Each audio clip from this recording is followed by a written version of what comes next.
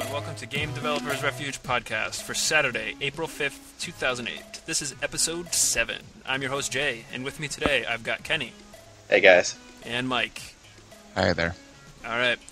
So, our first topic today is going to be Developer Eye, and what that really is essentially how being a game developer or hobbyist developer and knowing stuff that goes into programming or art creation and stuff like that changes your perception of commercial games. This isn't really tied into, critiques, which we covered in the last episode, but mostly stuff that you notice or stuff that you pick up on that you otherwise wouldn't if you were just a person who didn't do any game dev. So Mike's going to lead us off with that one, so go ahead, Mike, take it away. All right. Usually, a lot of times I play games, I don't pay a whole lot of attention to them from a developer's eye, but there are some things that I'll pay attention to. One of the types of things that'll catch my developer's eye is if I see some sort of program feature that looks like it'd be something really complicated to do. The example I wrote down here was in Mario Galaxy. When you would run around the planets, it was kind of planet-based. There wasn't like Mario 64 was kind of like platforming still, except with 3 dimensions. But it always seemed to me like with Galaxy, it wasn't 4 dimensions, but it kind of seemed like it. It was just different. And I just sat there and I thought, and I'm sure I've mentioned this 1,000 times, but it just seemed like something that would be so hard to accomplish code-wise that, half the time I played it, I thought, how on earth would you even program this? How on earth would you program the 4th dimension? Yeah, how on wherever would you program whatever? I mean, that's obviously not that's not any one thing I look at. It's just the product, and maybe that's what I mean, the product en masse, the whole game. I look at it and I see all the different things they put together, and I say, that must have taken a lot of time and effort. So that's, how did that affect your perception of the game? Because most people who didn't look at it that way, they just played it and they would probably look at it and either say, oh, this is really cool, there's all these planets and it's totally awesome, or oh, this kind of sucks, there's all these planets and I'm bored. But how did your thoughts about, wow, this must have been difficult to develop this, did that change your perception of the game? Did it make you think of it in a higher light? Or I would say it increased my appreciation of the game. If I didn't have the developer's eye to look at it with, I would have still enjoyed it, I'm sure, because I did enjoy it, but having the eye of the developer, I was able to look at it and say, not only is this a really fun game to play, but I can also see and have some glimpse of understanding of how much effort and difficulty would go into making this. I guess that just raised my appreciation of the game a little bit. I also thought, I look at things and I see how they vary the gameplay, and this isn't just Mario, though that's a good example of it. But, you have some games where there's really only, a first-person shooter, you go around and you shoot people. But, like in Mario, they had that one part where you got on the little rolly ball, and you had to turn your Wiimote like a stick, and you would tilt it around and stuff. And so I'll look at things like that, too. And, that just completely transforms the control mechanic and everything. So it's like putting more than one game in, it seems like to me. Do you know what I mean? I understand what you mean, but I think the average player also notices something like that, where the controls are completely different. So that's the player's eye I'm talking about now. Yeah. All right. Well, all right. I'll get off the whole Mario thing. The other couple things I thought I would mention is a lot of times I'll look at the scripting in a game, the scripted sequences. And we all kind of know that the scripting of a game can be challenging. Coding the scripting engine itself, or, a lot of people like to use a fabricated third-party scripting engine. But, either way, there's a lot of work that goes into that. And so you'll be going along, and this might be something a player's eye, sometimes they can see, like if you go into a cutscene, obviously the player knows, this is a scripted scene. But, if you get to one point and an enemy always appears and you can tell it's scripted, and I'll look at that, and sometimes, usually the ones that impress me are the ones from the player's eye, because, anyone can say step on a box and make the enemy appear, and that's really seems hacked half the time. But, I don't know, is that something you guys look at much? Do you observe the scripted nature of games very much, or does that not really catch your developer's eye? I think it's easier to tell when something is scripted versus not scripted, maybe. to me, it seems like a lot of people kind of frown on the scripted event type of thing because it seems unnatural. Do you think the same? Well, it kind of bothers me a little bit when a game becomes entirely too predictable. Yeah, I would say the same. As long as it doesn't break any of the immersion, then I'm all for it. If I still feel like the story that I'm playing through or whatever achievement that I'm trying to accomplish hasn't been like Dictated to you? not necessarily dictated to me, but as long as it doesn't feel like I am taken out of what I'm currently doing by the fact that I notice something is scripted, then I don't care. As long as it's still immersive, I don't care. The only other thing I had written down was a lot of times the user interface in a game, such as the inventory system in a role-playing game, or even the menus and stuff. And you'll look at that, You mean the fact that how inventory systems in RPGs are always really crappy? Yeah. Well, yeah. Well, that's beside the point. Well, everyone knows how insidious it is to work on the user interface. Yeah. Not a good adjective, but how time-consuming and mind-numbing and drab the whole experience is. But at the same time, how difficult it is and how important it is to make it a consistent and easy to use and understand user interface. So when you're playing one of these games, you'll look at that and you'll have a better appreciation, perhaps, or you know what I mean. Yeah, it's a particular gripe of mine that a lot of game developers professionally don't really seem to take the amount of time that they should with the user interface and the menus, and it just seems for a lot of games like it's just a total afterthought. Like, oh crap, guys, we got to throw something in here so they can get to the inventory screen. Poop something out in the next 5 minutes and we'll make it gold. Do you take into account the aesthetics of the user interface, or are you okay with an interface that maybe it's just text, like a command line, as long as it can accomplish what it needs to accomplish? Well, as long as it's functional, that has to come first. If it looks good and it has some eye candy on top of it, then that's the icing on the cake. That's a bonus, but it's always nice. Anyway, that's my developer's eye. So, Kenny, did you want to go ahead and discuss your thoughts? Yeah, sure. Why not? This is actually this is a conversation that Jack Dark and I have had many times over crap like the last decade. His adventures in musical development have mirrored mine pretty closely in game development. What I like to think of is there were 3 distinct sections of the whole developer's eye type thing. The first one's pretty simple. You're just a gamer.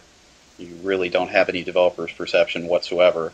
You're experiencing a game as a gamer, and you're able to see the game as hopefully it was intended. There's a certain type of magic to it. You're like, oh, wow, this is awesome. You're going through, you're playing the game, you're wowed by the visuals, or in some cases, the lack thereof, and you're playing the game, and just, in general, you're just enjoying it. And it's one of those things that once you lose it, to a certain extent, you can never get it back. So once you start getting into hardcore game development, game programming, game design, etc., you sort of enter the second phase. And I don't know if this is common with everybody. I said, Jack Dark and I have definitely experienced this pretty hard, is you start becoming super critical and super analyzing everything, every last detail of a game, to the point where we had a running joke when we'd go rent a game or buy a game or whatnot and sit around and playing it for 12 hours. It wasn't playing a game, it was research. We'd joke about it. What are you doing after work? Shit, man, research, And seriously, I mean, I would pore over books on graphic programming. It's like scratching my head, going, "Dear God, how do they do that? How do they do that effect?" And all sorts of things.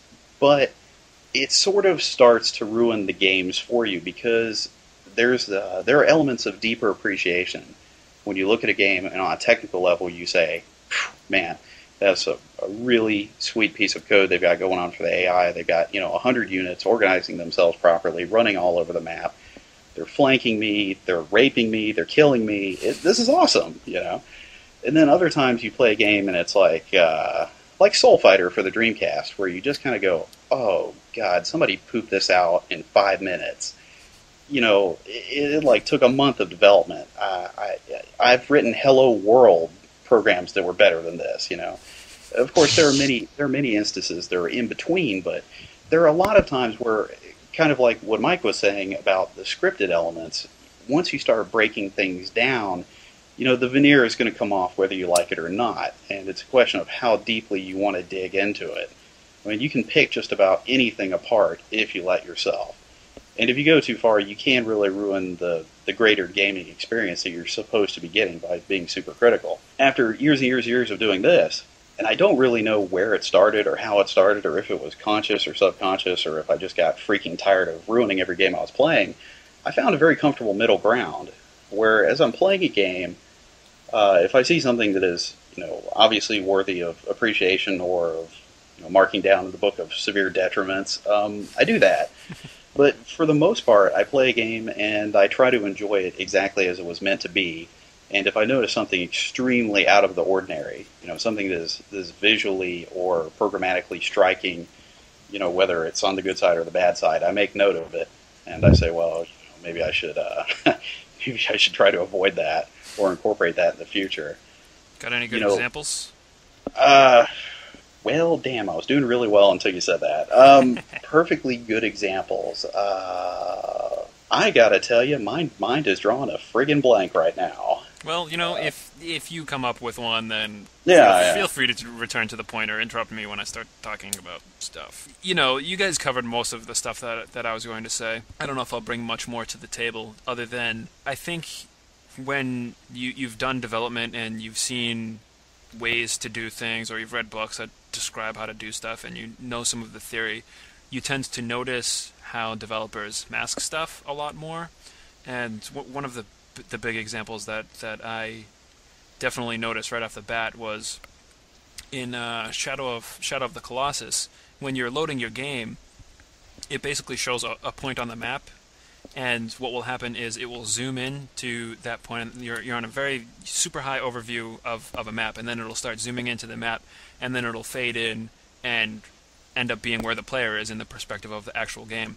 And I think to the average player that just seems like something cool, but if you have your developer's eye, you obviously notice right off the bat that, wow, this is a really interesting technique to mask the loading times, because it looks like the game has no loading time because it's slowly zooming into the map and then it just swipes right in and you see it. And I think it's that sort of thing that you notice a lot more, whether or not it's a good thing or a bad thing. When you're playing in the big 3D games and they divide worlds into areas, and you'll start going down a hallway, and it's a long hallway, and then it jogs over and then back. And normal player, they'll just walk along, and then all of a sudden the load screen comes up, and they think, oh, another load screen. You're walking down the hallway, and you think, well, here's where they cut off the portal or whatever. There's a load screen right ahead. Mm-hmm. You know what I mean? Yep, you can notice that thing. And some companies do a good job with this. I know that in at least the first Metroid Prime game, they used the same exact technique that they used in the Super Nintendo game and in the Nintendo games, where you go through a specific room or you're going through an elevator, and that's where they do their level loading or their palette swapping. And the same thing happens in the Prime series. You hop on the elevator, and it shows Samus going down the elevator kind of like it's a pseudo real-time cinematic event, and all it's really doing is masking the loading. But that's one of those extra things that they put in to mask the fact that it's loading. And I believe that people who aren't keen on development just kind of see that, and it's like, oh, they watch it for the first time and it's kind of cool, and they're like, wow, this game has no loading. And then they watch it a few more times and they realize, this is kind of annoying because I got to watch it every time. And then they go to skip it and they see that it shows a loading screen, and then they notice it.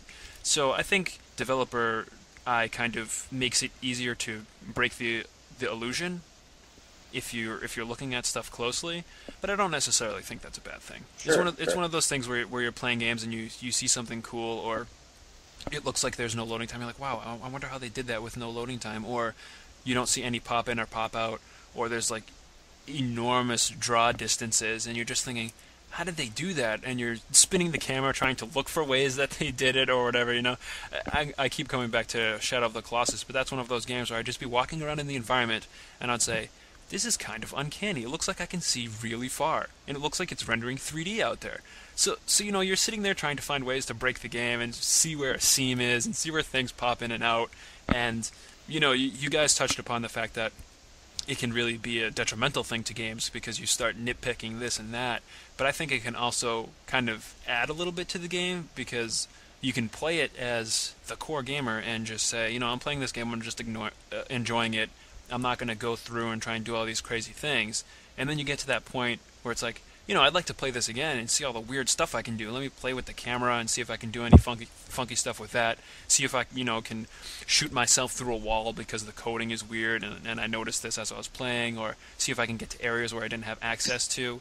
I think, there are people who do that who don't have developer either, just sequence breakers or speedrunners or whatever. But I think there's also a section of those people who try and push a game to its limits further than what it was built to do, because they have this developer's eye and they want to see what it's capable of. I think it can add stuff. Sure. That's my thought. Or in certain cases, it can be hopelessly perverted, like people trying to maneuver the camera to get that upskirt of Princess Peach and Brawl. Ah, yes. I wouldn't call that developer's eye. No, that's called pervert eye. Yeah, exactly. So, crazy. They're out there. They're out there. So when do you think is, do you guys remember the first time you ever were playing a game and this happened to you and you're like, wow, why am I thinking of it this way or that way? Or any examples or any specific games? I know for myself, back when I was thinking about getting into 3D game programming and stuff, which I'm still not doing, so obviously I wasn't ready for it at the time. But the first game I think that I analyzed a lot and looked at the 3D models of was what was it, a PlayStation game, Legend of the Dragoon. That was one of the first games where I really got into, I wonder how they did this and that, and animated these models and stuff. That was mostly developer eye in terms of 3D stuff. So I guess in terms of a ruined experience for me, I'm trying to remember the name of it. I think it was called Time Soldier. It was I want to say it was a DOS game. Came out pretty late. I want to say around like 97, 90. Yeah, probably around like 97 or so. Sheesh. But as I was playing the game, it was actually pretty decent. It had the character was rendered in 3D, and the backgrounds were kind of interesting in that, as it turns out, they were just movies. It was a movie file playing in the background, and what they would do is, as you progress, they would scroll through, and they would make sure that the camera angle on the character models was constant, so that it looked like they blended in with the background. The effect was actually pretty good for its time. I mean, 1996, 97, whenever this came out, that was actually pretty cool. I'm sitting here looking at it, and it's just not really clicking in my head. I'm going, okay, this just looks weird. I mean, it looks good, but weird. And then all of a sudden, I noticed that you can't go back. Apparently, there's no way to reverse the movie that's playing in the background, because then you'd have weird stuff like airplanes flying backwards and such. And at that point, I just said, God, that's so cheap. I mean, it got the job done, but I think that was the point where I analyzed something and it just ruined the game for me. Because, even if it was short, I just kind of took the CD out and threw it in the closet and went, humbug. Yeah. I was like, damn, that's so cheap, people. Mike, you got any examples other than Mario Galaxy? Well, there's this one game where there was this plumber going through a galaxy. All right, yeah, that's it. We're done with this topic. Screw you, Mike. Wait, I had one. All right, let's go. Let's hear it. It was Mario Galaxy. All right. Okay. Yeah. No. This is more of something less recent. When you... Yeah. I thought about it while you guys were talking, but yeah. I was not able to think of any, specific game. Yeah, well, I don't think it's necessarily specific, but when you started noticing that you started noticing. You know what I mean? Because there's a point where you start to notice that you have actually started to notice this type of stuff. No idea when that was happening? Was it Mario Galaxy? I mean, it could have been, but... Oh, I don't know. I really don't know. Maybe I don't notice anymore still. Maybe you're still going through that phase. Yeah, maybe I'm just Maybe you're still playing Mario Galaxy. Oh, shoot, I forgot to save the game. Oh, snap. Alright, I think that pretty much covers it for Developer Eye. For all you developers out there, keep your eyes in your eyeball sockets. And we're back. So, now we're going to talk about motive for development. And I think we've kind of covered this a few times before, but we like to keep bringing it back, because I think it's interesting to talk about what drives us to actually do the things we do. I'm going to try and lead us off with motive for development. And it's kind of a hard thing to pin down, but mostly it's because I think it's awesome. It's one of those hobbies where I started out, I tinkered, And, I started out making text adventure style games, and you kind of see this stuff come together, and it's like, wow, I made this, and it feels really good. So then, I took it to the next level, and my motivation was, I'm going to make something better than the last time. So I started putting stuff together with, ASCII art or whatever. I was like, nice, that is awesome. That is so cool. And, it kind of gives you this good feeling when you complete something or you see that you get the system to do this. And I think a lot of my motive was I wanted to take it to that level where I could make something that was like the games that I love to play, because I wanted to emulate the stuff that I had a fun time with. So a lot of my motive was the thought that I could mimic one of these games that I had fallen in love with. And other than that, mostly seeing the reaction on other people's faces when they're playing my games and seeing what they think when they're like, wow, oh, you can do that, kind of being able to be slightly impressive among nerds and the like. But mostly the motive that was always there was, I had this idea, I kind of wanted to put it out, but a lot of the motivation for going through with it was how awesome it feels when you get things put together. That's my take on it. Kenny, what do you got?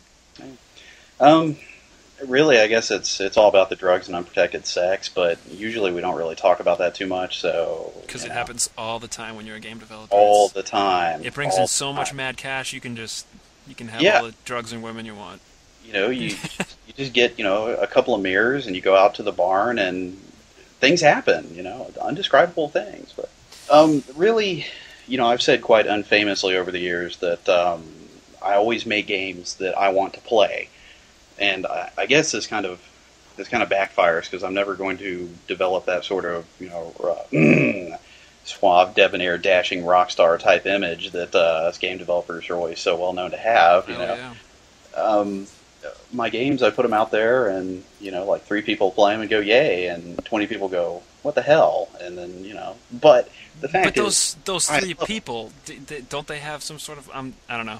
For me, it's those 3 people. Those are the people I'm doing it for. I'm lying. It's actually only about 2 people, but I just felt like embellishing a little bit. Self-aggrandizement, Really, I hate to keep breaking things down in threes. I guess maybe there's some sort of, Freudian thing in there. I don't know. But really, I've always had 3 distinct hobbies as I was growing up. Artistry, artwork, drawing, that sort of thing. Writing, definitely, literature and all. And programming. And I mean, they're pretty self-explanatory. When I was a kid, for example, when we would go on vacation, a lot of times when I was really young, like, 4, 5, 6 years old, my parents would just give me, some pens, some colored pens, markers, or whatever, and they'd give me like a loose leaf, binder full of paper or whatever, and by the end of the trip, I'd have the stupid thing filled up, and it would be nonsensical, robots and dinosaurs and mountains and explosions and, undersea things and, just the things that a 4 to 6 year old is going to draw constantly. Right. See, that sounds like a sweet genre of game. Underwater robots versus dinosaurs. I could totally do that. Nice. There would have to be, in order to give it, my own personal take on the matter, there would have to be some strong element of sexual deviance involved, but I think we can get into that later.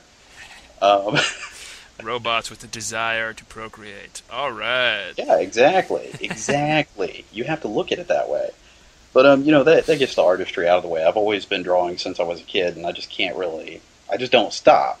Sometimes I draw stuff that's like horrible, and sometimes it's good, and whatever. But writing, same thing. Ever since I realized that words were like kind of cool and shit, I've been writing. Not necessarily anything good, certainly never anything worth publishing, but I've always enjoyed writing. And the same thing goes for programming. I mean, once I got my Commodore 64 and started typing in all those little crappy little basic programs, I just decided I like it. And the convenient thing about game development is it's a way to roll all 3 of my hobbies into one, because let's face it, when you're working a 40 to 60 hour work week and you're married and you have, homes to take care of or whatever, you don't really have time to maintain, a scrapbook or a sketchbook, plus a novel, plus, a giant coding mainframe infrastructure, compiler, Java, squisher, what the hell else you have. So, you do a game and you get all 3 of them. It's like magic or something. You know? All right. So are you saying that your motivation is basically you want to have something to do and that's what you do? Is it just hobby, or is there something else behind it driving it? Because you have this desire to do sort of art type of stuff or writing type of stuff or programming stuff and being creative, but what is driving the force that says I want to use this stuff to make a game? Well, to be honest, really, and using the most basic sense of the word, it's hedonism. It's the search for happiness. And what I'm doing is I'm taking all the things that I love and I'm capable of doing them all on one project that I can actually manage. And the fact that I can go back and actually enjoy the fruits of my labor, that's just wonderful. I mean, it's nice to know that I can take one of my old games and fire it up on a lunch break or over the weekend or whatever and actually play it. That's just kind of the icing on the cake. But I do really enjoy the development process, the ability to create. I don't know if there's some sort of God complex that maybe I'm getting out of the way, or if it's just, I've got all these really shitty ideas in my head, and if I don't get them out, they'll pollute my brain. I don't really know, but I just totally enjoy it. And that's what I can distill it down to, is just the pursuit of happiness. And, my wife will be the first person to tell you that if I stop game development or I'm taken away from a development environment for a long time, I become a real cranky mofo. It's just that's about as easy as I can put it. Motivation for development, not to become a cranky mofo. Exactly. That's sig worthy. I guess it's like a drug or something. You don't snort it or. Well, no one can argue with the fact that your motivation is it makes you happy. That's a good motivation for doing it. Unfortunately, maybe only 3 people will play my games, but hey. If you're taken away from a development environment, say you were on a trip to Africa and you were going to be there for 2 months, right? Why Africa? Damn Africans. Because Africa. They don't have computers there. Anyway. Oh, really nice generalization there. What the hell's wrong with you? What about those little crank-up PCs they have now, man? They crank them up. All right, I was being stereotypical, and I apologize to all that. Okay. Kenny, let's just say you're somewhere where there are no computers. All right. Mike. All right. Okay. Anyway, so your 3 basic primal instincts include artistry, writing, furious masturbation. Yeah, coding. You're right. Anyway, so if you don't have the avenue to be working on a game at the moment in Africa. Mm-hmm. It is fortunate that you did take along a sketchbook and some pens and pencils and some 13 by 9 paper. So you can sit down in the tent and draw pictures to fulfill your need for artistry. Oh, that's cool. Use your paper to write stories. Now, they don't have computers, so you can do that, but 2 out of 3 ain't bad. But true. But you said that if you're taken out of a development environment, that you become cranky. It seems that once you're taken away from the game program, you don't fall back and try to look at any of them individually. You seem to prefer them collectively, as if the sum is greater than the parts. That's a distinct possibility. If I were in an environment where I didn't have a computer, for example, back before I was doing game development, I was doing all 3 of them separately. I had a nice little portfolio going. I had some short stories and novellas and things like that I was working on just for the hell of it. And, I had this huge collection of really small programs that I just wrote, I don't know, because I could, because it felt like it was the right thing to do. So I assume, I suppose once you go game, there's no going back. So I'd probably just be cranky and irritable for the rest of my life, but if I had never discovered gaming, or as a game design, I'd probably still be doing all 3 of them separately. I don't know, I guess I'm stupid like that. I don't know, does that even answer your question? Let's say it does. Yes. Yeah, let's say it does. Yes. So, Mike, you just, go ahead. What is your motivation? And it's not, you can't say Super Mario Galaxy. My for the moment is Super Mario Galaxy. No, mustaches. I just told you that it cannot be Super Mario Galaxy. Oh, dang, the sound went out, and I didn't hear you say that. Yeah. All right. I'm well, sure. You're sure? Okay, I was making it up. Well, my development motivation is pretty much the same as your guys. Generally, the sense of accomplishment, the novelty factor. I guess I've always liked to build things, even the little Legos or whatever you got. It's not And Legos. They can make Lego games. It is not Legos. It's Lego. Lego, fine. Lego. The plural of Lego is Lego. Lego. It is not I Legos. I have a lot of Lego. Yes. All right. It's weird. It's weird, but it's true, and I must correct you because so many people make that mistake. Now, please feel free to continue, but it's Lego. All caps, too. Capital All right. L, capital E, capital G, capital O. Lego. Yeah. All right. But, when you make a game, when you're making the content, making the levels, it's like building something. You're putting something together. And that is also a driving force, I would say. And then every once in a while, you find something that you think you can improve, that you can make better, such as, when I made my Tetris game, well... I totally thought you were going to drop a Super Mario Galaxy again. I was waiting for it. When I made my Tetris game, I thought, well, there's still 6 months left till Mario Galaxy comes out. I'm going to have something to do those 6 months. No, honestly. When I have that mode. I don't know how many people have played it, but it has that mode where you have 4 sides at once, and it spins around randomly each time you place a piece. And that was something, obviously, I'd never seen before.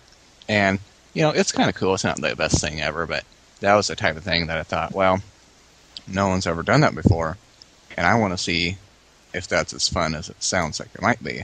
So that's the type of thing that would drive me, motivate me to develop it, so that I could see the final result. If no one's invented the cake, you can't eat it yet, and you don't know how to taste. All right. So, I guess I buy it. But here's the thing. Well, go ahead. If you got more, dish it out. All right. Well, the only other thing that I would say drives me is kind of like with Kenny and his writing. The writing part of it. You're telling a story, and that can often be there can be some fulfillment to be gained from making a game, and you're telling the story. Though it's not the same for me. I don't really get my writing fix for making games because you can't overburden the user, the player, with some long contrived story. They don't want to hear it. Oh, yes, you can. Well, you all right, you can. But Just kidding. It's hard to do. You got to strike a balance, and it's a game, not a story. So the there's Tetris, man, the blocks. What is their motivation? Why are they falling? Why do they want to be in a particular formation? What's stopping you from explaining that? Every time you place a block, here's a text box explaining its story. I fell down this deep dark. I fell down this big abyss, and then I landed here. Next to purple. I never thought about it like that. That would be the worst Tetris game I've ever heard. Story Read, Tetris. played, whatever. That'll be a mode in Tetris 3. Anyway, here's the thing. We totally talked about motivation for doing stuff, but a lot of it was to be creative, express yourself because you like it. But I think you could say that for a hobby that anyone has. Why do you like, tuning up cars or whatever? Because it's interesting, because I like doing it, because, it makes me happy, etc.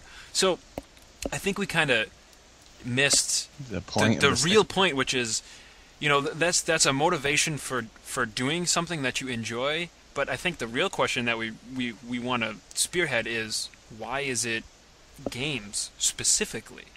And I don't think that you can have the motivation in terms of Kenny's case. You can have the motivation where you like to write, you like to do art, and you like to do programming, and the natural progression is to do games. But why is the motivation for doing a game and pulling it all together bigger than doing writing perfectly or making that perfect story or making that perfect art type of stuff? And I think that's something I'd like to explore if we have time to do it today, and if we can think of why it's, why is it games? Why isn't it something else? Well, I think it could be that, I know this sounds so cliched, but perhaps, in the case of development, games have a potential to be greater than the sum of their parts. I mean, you take a story individually, yeah, it can be pretty moving. I mean, we've all read, some literature or some, shit that we picked up in an airport, and it actually made an impact on our lives. And same thing when you're watching a movie, for example. You're watching a short film that some, avant-garde prick made that's supposed to be awesome, and you go, wow, that was neat. Or you watch a movie that generally drives you to tears, which, since I'm dead inside, hardly ever happens. But, with games, you can actually control the experience. You can decide what you're going to have, and as a developer, you can kind of guide the user along, or you can just give them this open sandboxy experience and let them do whatever they want. But it's an interactive experience that just seems to get a little bit deeper.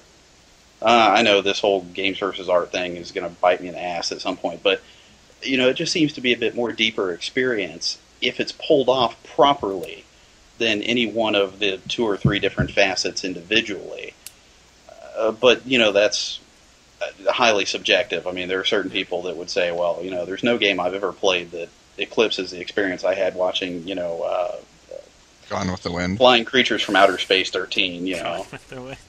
Or Super Mario Galaxy just didn't do it for me compared to House of a Thousand Corpses, I mean, what? I'm just throwing it out there. So. Oh, what a diss! So, is that why? Is that your motivation for development? Just because there's the possibility that any game you make could be better than any story or art or movie that you would put together, or I don't know. I'm trying to explore a lot of it, and I think what. Now that I think of it, I think some of the reason as to why it's appealing to me, as opposed to art type of stuff or writing or trying to do movies, is I think you can get into it relatively cheaply and have fairly decent results on a very low budget. That almost sounds like a convenience factor, like it's more convenient to make a game? Not necessarily it's more convenient, but if you wanted to get into game development and put something out there, like en masse, that people can go and take a look at and might actually look at. If you write a story or a short story or something, you can put it up on the web. But no one reads books on the web. Not necessarily no one will read it, but it's harder to make a simple judgment on it because it's not like a game where you can show screenshots and you can immediately pull people in. You know what I mean? Right. So it's something that they have to read and experience. So you have to take a lot of time. You got to get it out there, and if you want a lot of people to read it, you'll want to publish it, and if you want people to pay for it, that's even harder. But if you're thinking about game dev, there's those people who have their shitty $100 computers that take forever to compile their game, but they can go out and just sell it on the web. I mean, I don't know. I think it might be cheaper than doing something like a movie. I'm gonna have to fall back on movie because that's obviously gonna be more expensive. But I don't know. I'm not sure. I'm not so sure if there is like a, you're looking for like the universal truth. Not the universal. Not the one true ring that decides why people are developing games, but sort of what's. Maybe I'm not looking for what the motivation is then, but maybe what we really want to discuss is what is the pull towards games versus the other stuff, and I think Kenny hit it fairly well in that it kind of encompasses a bunch of different creativities and puts them together. I mean, that might be. Well, when I think about it, I think what you're asking almost is like, well, why do I prefer making games instead of being a professional mountain biker? And if I compare those two, really all I can say is, well, I just enjoy the one more. I mean, I can't really come up with any kind of other reason. It's just a completely subjective thing, Yeah.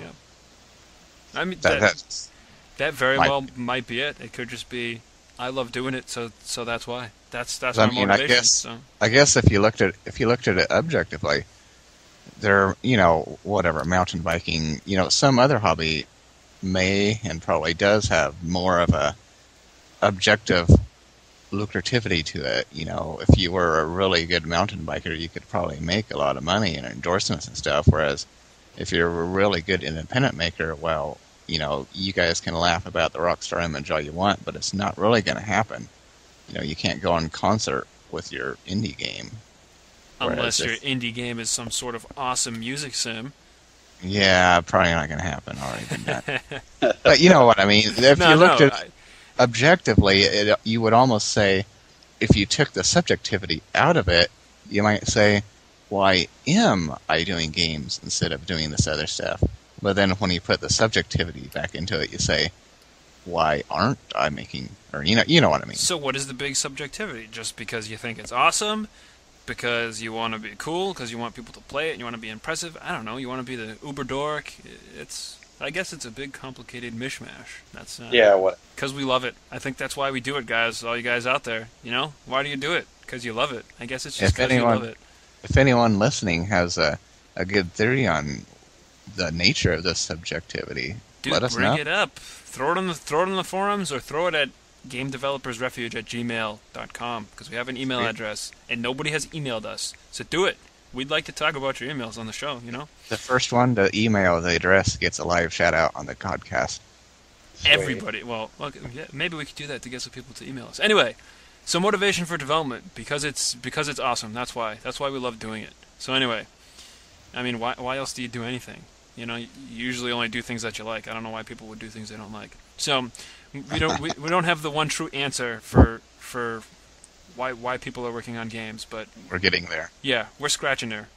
And we're back. So now we're going to talk about our pet projects. And what we mean by pet project is sort of that project that you've had in your back pocket that you've been thinking about for a while. You've either started it or not. You've started it and put it away and realized you needed to change it.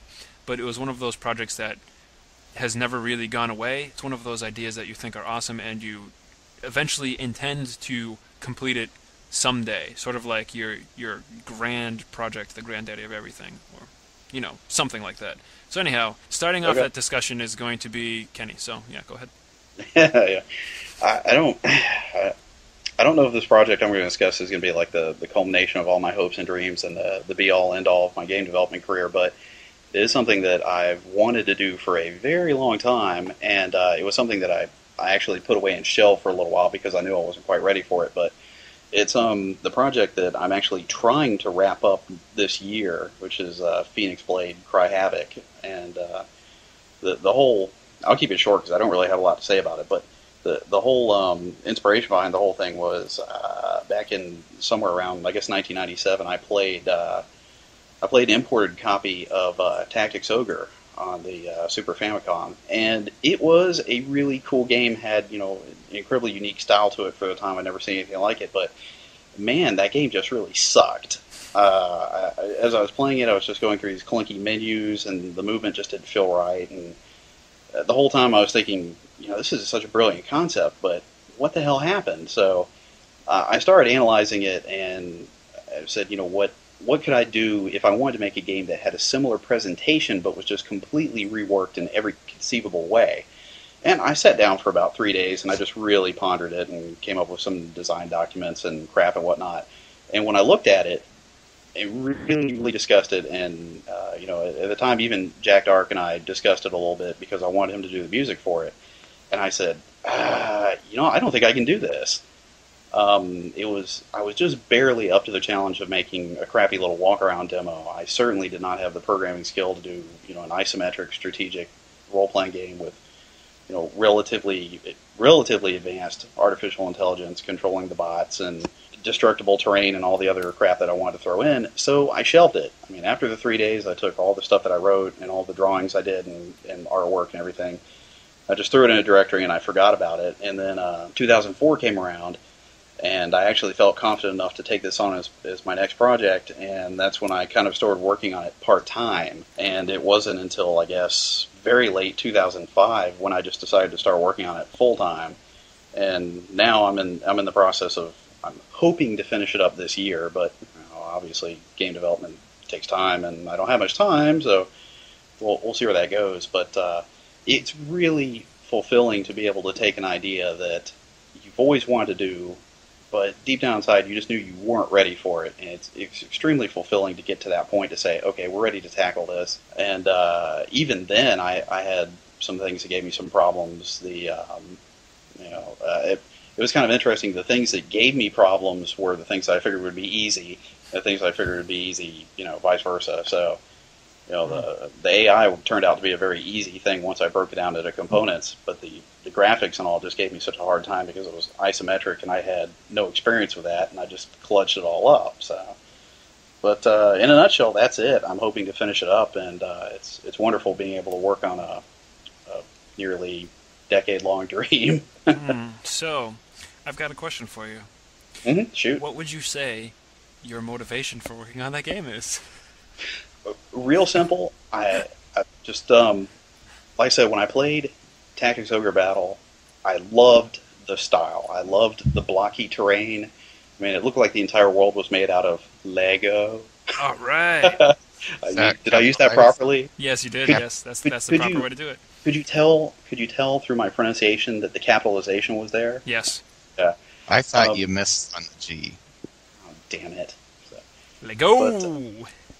I love the presentation. It was beautiful. I love the styling, but just everything about the game just struck me the wrong way.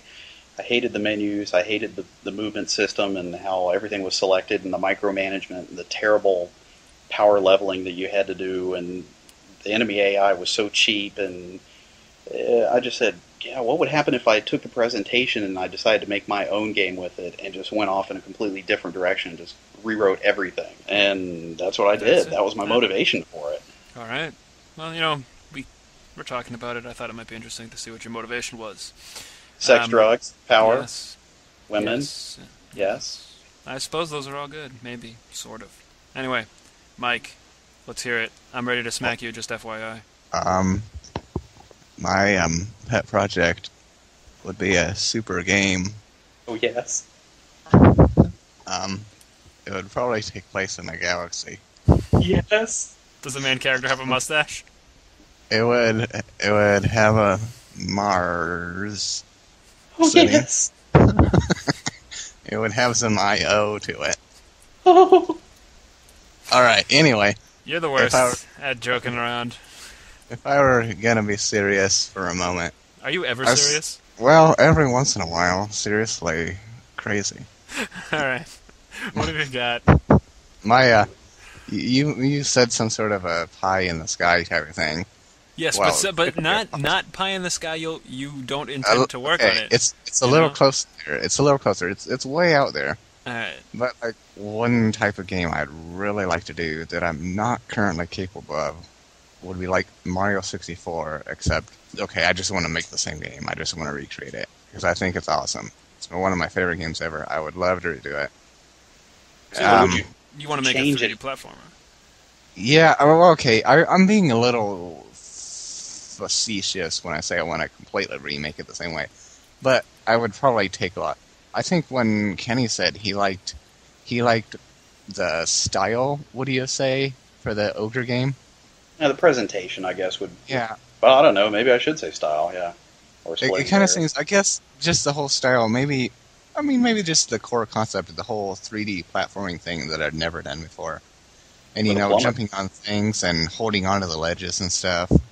Just little things like that. I don't know. It just seems really fun to me. And I'd like to say how I enjoy building the levels for games. And I'm sure it would ultimately become a lot of work. But nonetheless, if I could, it would be fun to make a game like that where you have a 3D world of platforming and you can put it together yourself and such. So I think that'd be pretty neat. On a more manageable level, I've tried and failed over the years and years at various role-playing games, and I've got the ASCII game going on that I haven't touched for a little while, but... Oh yeah, that's cool. That's a step in the right direction, and that's actually one of the types of game I like to make. I'd really like to make an adventure game of sorts, and I think that's where that's headed. And then also maybe down the road... Jeez, man, are you going to list every single genre and say that yes. that's your pet? Oh, okay. Yes, I have lots of pets. I am... In this universe, you're only allowed one pet and one pet only. Polypiptis. Anyway, yeah, and then like a Zelda-type game. That'd be really cool. A what? Zelda-type game. Zona? No. Zoda? Zelda. Oh, Zelda. Yeah, Zona, like a game in Arizona. No. Yeah. And I've already made my loader game, and I've made my Tetris game, so I'm getting there. All right. So you've So got like I- a million pet projects. Yeah, I'm indecisive in sorts. All right. All right. I hear it. I hear it. My pet project, it's very simple. I've thrown executables or screenshots or whatever on the boards. My pet project is a project called Loon. And no, it is not Loon like the bird. It is Loon like Lune. And that title might change. That's just the tentative title. It's like the Zune with an L. Yes, it's like Zune with an L. Yes. But it's basically a platformer in the Metroid style because I'm obsessed with Metroid. And it would be in the same sort of setting where it's futuristic and you're kind of a lone person and you meet a few characters along the way, and that's pretty much it. And, the reason it's my pet project is because I've done a lot of stuff that is going to go into it. I've written, I've had classes in college where I've had to write, fictional pieces of writing. And, I'd use Loon as the base for that. So, I've done writing towards it. I've done a bunch of creative art towards it. I've done a lot of thinking about it. But it's one of those things where I've actually attempted to bring it to life. And it sort of just failed because it wasn't panning out to be the vision that I had. So I had to table it, But I definitely intend to come back to it and finish it. So, yeah. Do you? Your game with the Florians in it, your Neverfall game. I know you've had some issues with that. Yep. Is that? What do you consider that? Some kind of a stepping stone game to get your feet? I consider that the experience that I'll need to figure out the nuances of doing a platformer right and getting the controls right, because I think that was one of the things that was failing in the first demo of Loon that I put out is, it was cool. The art was obviously to be replaced later, and it had sort of that futuristic feel with how the art was and how the levels were laid out, but I thought that the controls lacked a bit, and it had issues with shearing and scrolling and all of this stuff. So, I'm obviously running into that with Neverfall, but yes, Neverfall is supposed to sort of be the framework that I would build Loon on top of, hopefully. But at the same time, a game of its own, right? A game of its own. I'm pretty. I must say I'm attached to it, but it is not. It doesn't have the pet status that Loon has. It's kind of like your side squeeze. Yeah, my side squeeze. Yeah. My something on the side. Loon has been on the brain since, I actually did... I'm pretty sure Zep's Dreamland came out of being sick of not knowing what to do on Loon. So I was just screwing around with stuff. So Loon has been around for a long time. Right, so is Zep related at all to Loon, or you're saying it's unrelated? It's unrelated. It was kind of an offshoot because I just needed something else to do, so I just was playing with puzzle type stuff, and then Zep's Dreamland came out of that, and Loon and all sorts of other stuff got shelved. So Loon's been around for a while. Does Loon predate any other idea or not? No, I had an idea to do an adventure Zelda style game, but I actually scrapped that completely because I had no intention to work on it after I had played with it. So, yeah. There has been other stuff before Loon, but Loon is one of the early ones, yeah.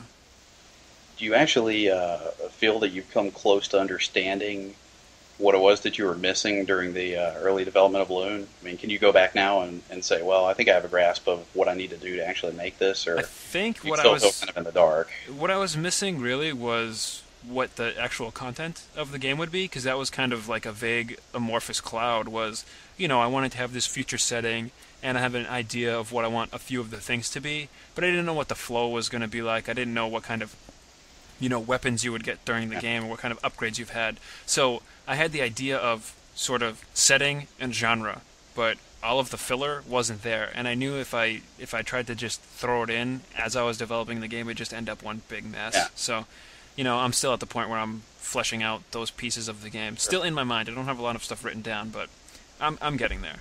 Sure, I understand it. Slowly, but surely. It seems like the most successful types of games like that really have a thick type of mythology built around them, where it seems like there's a cohesive experience, like the world makes sense, Well, that's what I'm hoping for. I don't want it to be one of those platformers where you're just kind of there along for the ride. I want it to be where, you associate with the character, and it's sort of immersive, which is, how I feel about the Metroid series. So, Sure. Kind of trying to mimic that whole world. Anyhow, so that's pet projects. We all got a pet. Awesome. Now, We're on to the wonderful world of Juicy Tidbits. If you weren't here for last episode show, Juicy Tidbits is a new little section where I ask sort of a specific question, and we've got to come up with an answer that is relatively short. So our question for today is, what is your biggest moment in which you had a very big emotional response to a video game? Whether it be some certain sequence, the entire game, or whatever, what have you. It was emotional. It made you cry. It made you laugh, etc. What is the biggest one you can remember? And we're going to start off with Mike. Oh, man. Yeah. Super Mario Galaxy. Oh, son of a bitch. The best game I've ever played. I laughed and I cried. You did both. No. All right. I think I would go with Deus Ex. I just call it Deus Ex. I pronounce it wrong. I say Linux. I say Deus Ex. Hold on. Wait a minute. Is it Deus Ex like D-O, do it, or Deus Ex like D-U-E, it's overdue at the library kind of do? You heathen. Yes. It's D-E-U-S. Yeah, exactly. All right. Deus Ex, okay. Now, obviously I didn't laugh at the game, and I didn't cry either, though I'm sure there were some sad sequences in the game. But I just felt that game had I thought the story of it, I mean, some people, I don't know if everyone likes it or not, but I thought it was had such a good atmosphere to the game. That was what I really liked about it. You could go in and they'd have newspapers lying around, and you go and you could read a story in the beginning of the game, or you'd walk around your little, the main building where you worked at, and you walked up and some guy was at the soda machine yelling at the soda machine, gave him the wrong flavor. It just had so many, it seemed so complete, and also the story itself was really, I found the story compelling. Wait, what have I said that's so amusing? Where does... This is supposed to be short, man. Yeah, it's supposed to be very short. And where the hell is your emotional reaction to any of this? You're just saying it's awesome. I reacted with an emotion of awesomeness. Okay. All right. Good. Well, I mean, I suppose. I don't think I can come up with something else. All right, well, that's it. You're cut off. Your time's up. You're over your 30 seconds. Sorry. You don't even get to explain what emotion you had. I'm sad now. Yeah, I guess you're sad. All right, Kenny, what have you got? Oh, man. Hate, rage, uncontrollable, burning hatred for this damn game called Jet Grind Radio. I was playing it. It was beautiful. It was awesome. I was skating around. I was painting shit. I was like, yeah, this is freaking awesome. And then I get to this one stage, and it's like, oh, man, there's a tight time limit, and I've got all this shit to tag, and I'm running around. I'm flying around. People are trying to kill me. And there's like guys with like mustaches and shit in the 1970s trying to kill me and all. And so I've done this stage 5 times, man. 5 times. And I get to the point where I get down to the last thing I got to tag. Last thing. And I'm racing. There's like 30 seconds left. And I'm getting closer. It's like 20 seconds left. And I'm like, just a little bit more. It's like 10 seconds left, man. I get there and I start tagging. I'm like, God, for the love of God, 5 seconds more. And I run out of time and I got to do that shit all over again. And that was the moment when I chucked my motherfucking Dreamcast controller and it broke. Nice. The end. That one was great. That was the last time I ever played that damn game. Nice. Now that's like a real emotional hatred. All right, cool. Yeah. He was a lot better than me. Yeah, mine's the complete opposite. Hey, you want to do mine for me? No, you can't do anything. You're done. No one's touching your topic. I want him to do mine for me. No, you have no topic anymore. You went over your time, and you're running into my time now. Wait. My time with this show, Shh. does that cut into my time for next show too? Yeah, you have no time. You're negative time for next show. You don't even get to do a tidbit. That's great. Yeah, here's my tidbit. Biggest emotional reaction: Super Metroid. And for anyone who hasn't played it, well, tough shit, because you should have played it for now, so I'm going to spoil the ending for you. But when you're at the end and you're fighting Mother Brain, and she's owning your face up with those whatever laser beams, those damn circle laser beams, she's killing you, and you're like, shit, I can't get up, I'm going to die, fuck! And then the baby Metroid comes out of nowhere and starts owning her in the face, and you're like, it's the best feeling ever. You're like, yes, the baby Metroid loves me still. I'm still like the mama. All right. You're like, dude, Samus and the Metroid bond. This is so awesome.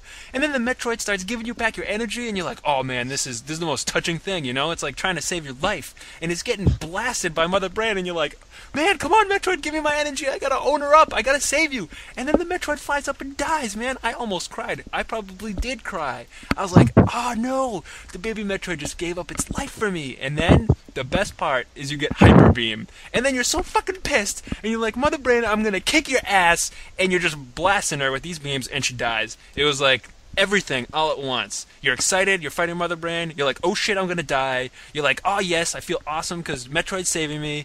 And then you're like, I'm gonna cry because Metroid died. And then you're like, I'm gonna kick your ass, Mother Brain, because you're a bitch. And that was the biggest emotional reaction I've ever had to a game.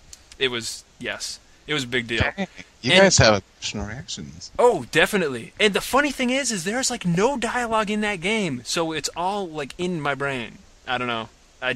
I love that game to pieces, and that ending is one of the most memorable endings I've ever had, ever, in terms of sequences. And like, nothing happened. The baby Metroid just dies, and people are like, psh, it died. But I was like, that was like my baby right there. Yeah. I wanted to cry. And that's Juicy Tidbits. That's it. That's over. That's all. So Mike Doty is apparently a robot who doesn't have any emotions. He just really likes do sex. Super Mario. Yeah. So anyway, that's episode 7. It's in the bag. It's done. If you got questions, mail us, gamedevelopersrefuge@gmail.com. There are no apostrophes. It's all one word. Don't screw up the apostrophes. We want your mail. We want to talk about you on the show. We want to know that you're listening. Tell us what you want to hear. Anyway, on behalf of Mike and Kenny, I'm Jay. We're out. That's it. Done. Psh, see ya. Wait till you hear what my pet project is. Dude, I don't want to know that your pet project is fucking Super Mario Galaxy. I'll kill you!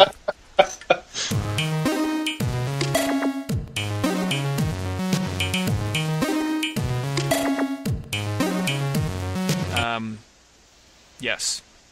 I forgot who was going to start this. That would be me. That was you? Alright. Yeah. Alright, start.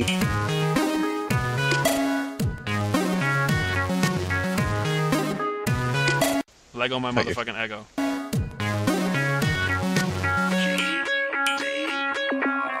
Like a stick.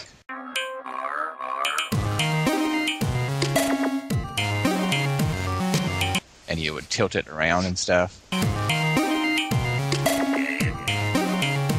Whenever you say that, for some reason, I just picture like a movie title in my mind. Developer's Eye. I am the developer's eye. Well, you keep talking like, with my developer's eye. It sounds like you have one and you're this evil guy. Okay, I'll tell you what, my developer's eye is. Are you happy now? Yes, your developer's eyes. Wonderful.